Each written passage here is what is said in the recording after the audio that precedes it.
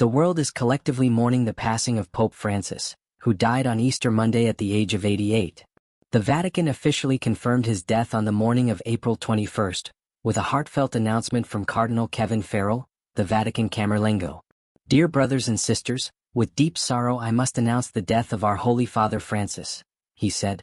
At 7:35 this morning the Bishop of Rome, Francis, returned to the house of the Father. His whole life was dedicated to the service of the Lord and His Church. He taught us to live the values of the gospel with fidelity, courage and universal love, especially in favor of the poorest and most marginalized. Pope Francis, born Jorge Mario Bergoglio in Buenos Aires, Argentina, was the first Jesuit pope and the first from the Americas. Since his election in 2013, he served as a beacon of humility, compassion and progressive thought within the Catholic Church. Known for his focus on mercy, climate change and outreach to the world's most vulnerable, Pope Francis redefined what it meant to be a modern spiritual leader. He lived simply, chose modest clothing, and shunned much of the opulence traditionally associated with the papacy. His messages were not only directed at Catholics but at all people of goodwill, urging compassion, understanding and respect for human dignity. Throughout his papacy, Pope Francis advocated for interfaith dialogue, social justice and environmental protection. He released encyclicals on climate change and economic inequality and called on nations to welcome refugees and address global suffering with empathy and solidarity. His words often challenged world leaders and inspired activists to pursue change not just through policy, but through love.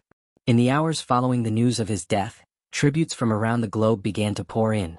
Celebrities, political figures and spiritual leaders expressed their grief and shared how Pope Francis had touched their lives. Whoopi Goldberg posted a personal tribute on social media, reflecting on their meeting and praising his inclusive vision of faith. He was the closest in a long time that seemed to remember that Christ's love enveloped believer and non-believer, she wrote. He felt more like Pope John XXIII who made belief real. Sail on Pope Francis with your love of humanity and laughter.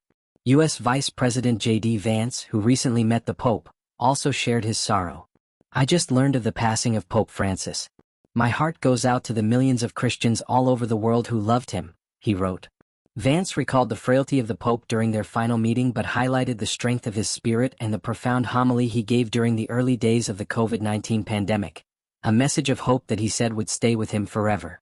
King Charles III released a moving statement, emphasizing Pope Francis's deep commitment to unity and peace.